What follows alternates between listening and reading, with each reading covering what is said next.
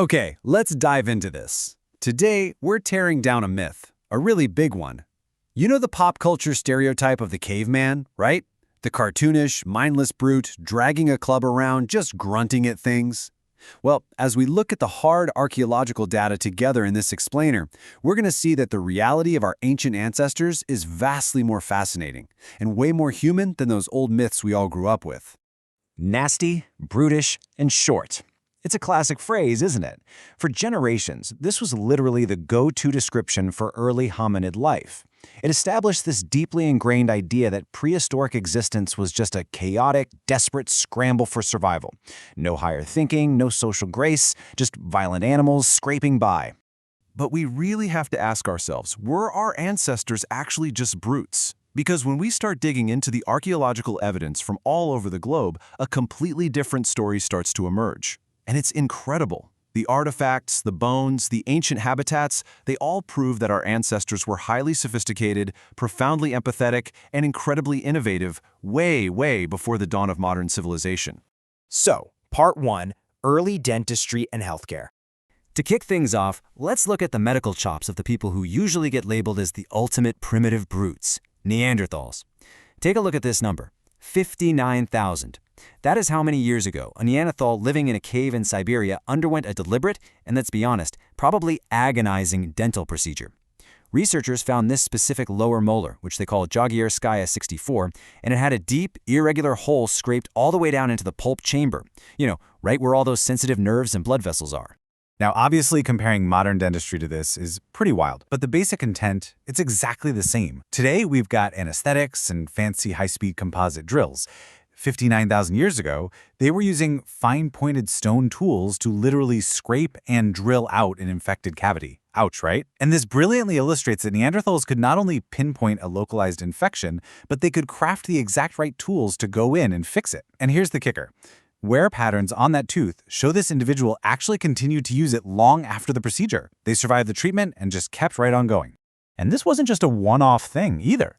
If we jump over to the legendary Shanidar cave in Iraq, dating back roughly 70,000 years, we find something even more profound: empathy. Archaeologists there discovered the remains of an older Neanderthal male. This poor guy had a disabled arm, deafness, and a severe head trauma that probably left him partially blind. Yet, he lived a remarkably long life. In a prehistoric environment that harsh, a single person with those kinds of severe disabilities absolutely could not survive alone. This proves, without a doubt, that his community actively and continually cared for him. It is a massive, undeniably human display of compassion. Moving on to Part 2, Ancient Medicine and Diets. Now, what's really interesting about this slide is the shift from surgical healthcare to dietary medicine. We find some seriously complex pharmacological knowledge in pre-agricultural societies. Take the purple nut sedge. It's got this incredible double life. Today, it's literally considered the world's most expensive, frustrating agricultural weed, costing farmers millions to get rid of. But for prehistoric folks living in central Sudan about 7,000 years ago, it was an absolute medicinal wonder. By analyzing ancient calcified dental plaque, scientists realized these people were deliberately eating massive amounts of the stuff. And here is exactly why they were eating it. Purple nutsedge naturally inhibits Streptococcus mutans. That's the exact bacterium that causes tooth decay. The dental records of this ancient population showed surprisingly low levels of cavities. I mean, think about the timeline here. Long before the invention of formal farming, these people already possessed this detailed, advanced understanding of local plant ecology. They were essentially treating and preventing disease through their carefully curated diets. It's kind of mind-blowing.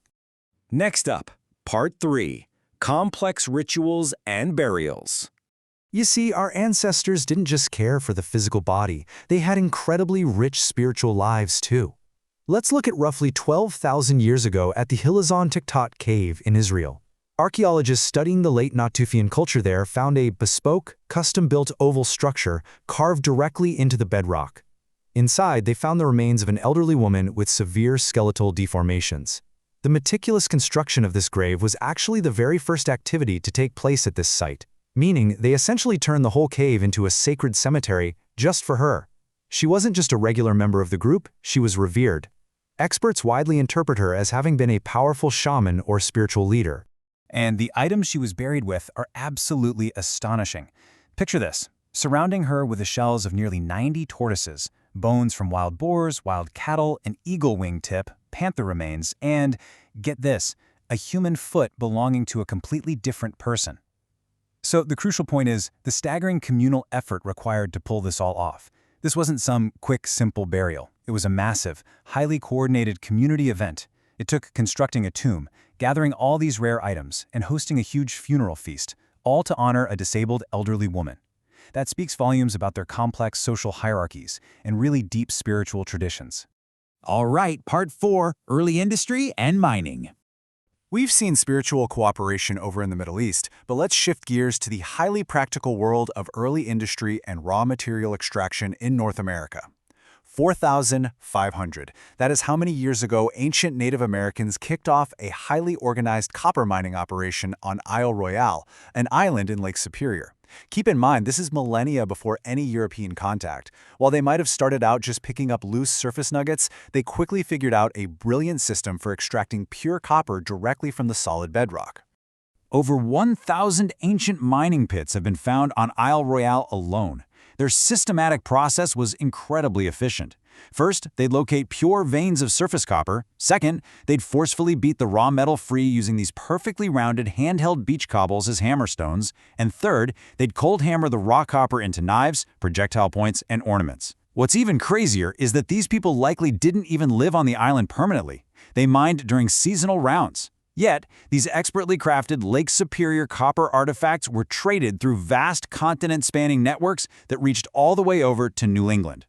Let's move to part 5, rethinking our ancient ancestors, and see how this builds our final conclusion. When we step back and look at this timeline as a whole, a completely new picture of who we are and where we came from emerges. 70,000 years ago, in Iraq, we see deep human empathy. 59,000 years ago in Siberia, surgical dental interventions. 12,000 years ago in Israel, profound spiritual rituals and coordinated community feasting. 7,000 years ago in Sudan, advanced botanical medicine. And 4,500 years ago, in North America, systematic mining and industrial trade. The big takeaway here? Sophisticated industry, complex medicine, and deep human empathy are absolutely not modern inventions. They are ancient, global human traits that have been with us literally from the very beginning. So if the stereotype of the nasty, brutish caveman is completely wrong, it leaves us with a pretty fascinating final thought to ponder. We judge our ancestors based on the limited, scattered fragments they left behind, right? Well, what will future archaeologists, say 50,000 years from now, assume about us? What modern assumptions that we hold as absolute truth today will they completely debunk tomorrow? It really makes you appreciate not just where we're going, but the incredibly sophisticated people who paved the way. Thanks for joining me on this explainer, and remember, keep questioning the past.